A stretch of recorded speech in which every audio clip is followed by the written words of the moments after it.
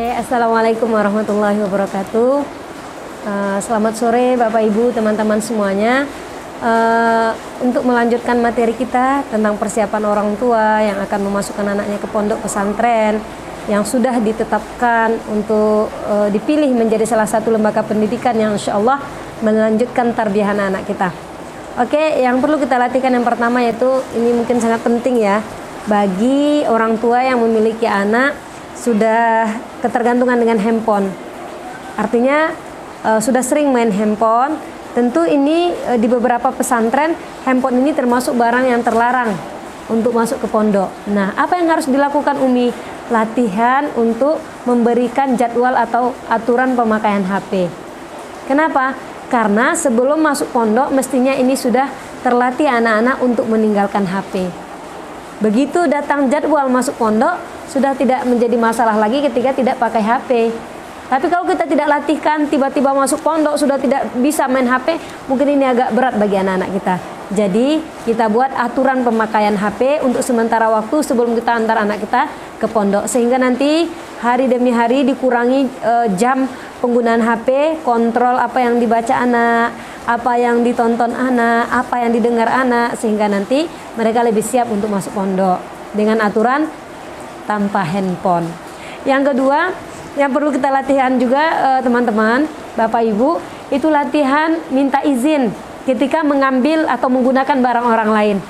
Kenapa? Karena seperti yang disampaikan di video sebelumnya, di asrama itu berkumpul beberapa orang, ada yang mungkin sekamar tuh 5 orang, ada yang mungkin 10 orang, ada yang 15 orang, ada yang 30 orang, bahkan di pesantren lain ada juga sampai 50 orang, 80 orang.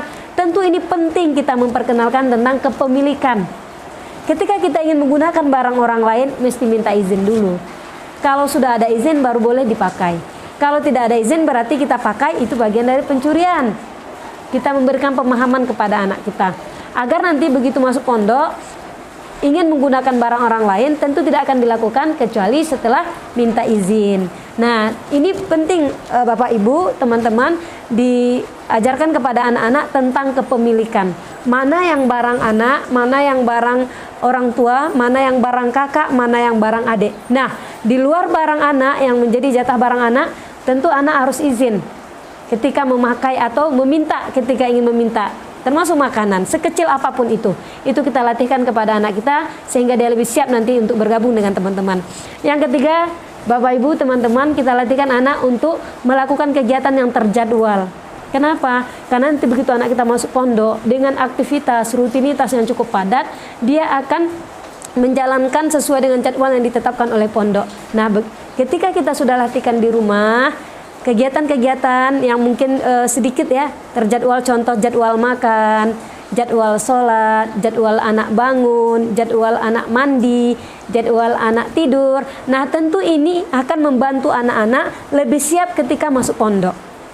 Kemudian yang terakhir, kita membiasakan anak untuk mengucapkan maaf, terima kasih, minta tolong. Tolong, maaf, terima kasih. Kenapa? Karena ini juga bekal bagi anak-anak kita nanti begitu masuk ke pondok, bergaul dengan teman dari berbagai daerah. Maaf, kata maaf. Maaf ya kalau anti, maaf ya kalau kamu tersinggung dengan kata-kata aku. Termasuk di rumah, orang tua mencontohkan, maaf ya nak kalau hari ini ada tersinggung dengan kata mama. Maaf ya nak kalau hari ini ada tersinggung dengan kata papa. Peluk anak sebelum tidur agar ini terbangun komunikasi, terbangun ilmu, anak-anak terbiasa untuk minta maaf. Kenapa? Karena sudah dicontohkan oleh orang tua, orang-orang terdekat sebelum diantar ke pondok. Yang kedua, terima kasih. Sekecil apapun yang dibantu oleh orang lain, yang diberikan oleh orang lain, kita biasakan anak kita mengucapkan terima kasih ya ma. Kalau anak belum terbiasa, kita sampaikan terima kasih ya nak sudah bantu mama. Itu bagian dari pendidikan. Terima kasih ya nak sudah bantu papa. Terima kasih ya dek sudah bantu kakak. Nah, begitu di rumah ini sudah terbiasa, maka begitu masuk pondok, tentu anak kita lebih siap. Ketika dibantu oleh Umi atau ditegur oleh Umi, anak Umi, makannya berdiri. Contoh anak kita makan berdiri.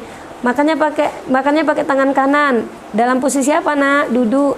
Begitu ditegur oleh Umi, contoh anak kita nanti karena baru masuk pondok makan berdiri, ditegur oleh uminya, apa yang disampaikan oleh anak kita? Terima kasih ya Umi sudah tegur ana. Terima kasih ya Umi sudah tegur saya.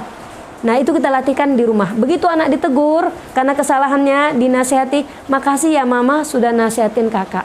Makasih ya mama sudah ngingatin kakak. Makasih ya papa, itu dibiasakan di rumah. Kemudian minta tolong. Apa? Karena ini kehidupan bersama nanti di asrama. Ini contoh anak kita terbiasa, terutama nih bagi teman-teman dan bapak ibu yang memiliki khadimah atau pembantu di rumahnya. Ini agak cukup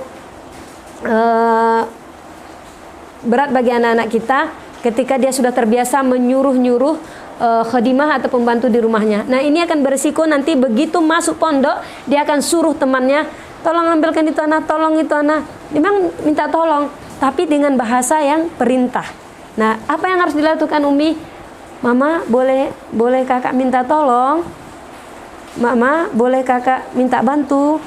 Boleh, kita tanya dulu. Jadi anak kita dilatihkan untuk bicara, boleh nggak minta tolong. Bukan tolong itu kan sama juga dengan perintah. Tolong ambilkan air saya, tolong buangkan sampah saya. Nah ini nanti dampaknya ketika tidak dilakukan pembiasaan di rumah akan terbawa ke asrama. Oke teman-teman, ada 4 lanjutan yang harus kita latihkan kepada anak. Yang pertama, latihan untuk aturan penggunaan handphone. Dan kalau bisa, sebelum berangkat ke pondok, handphone sudah menjadi hal yang sudah di stop. Karena di beberapa pondok itu tidak boleh memakai handphone.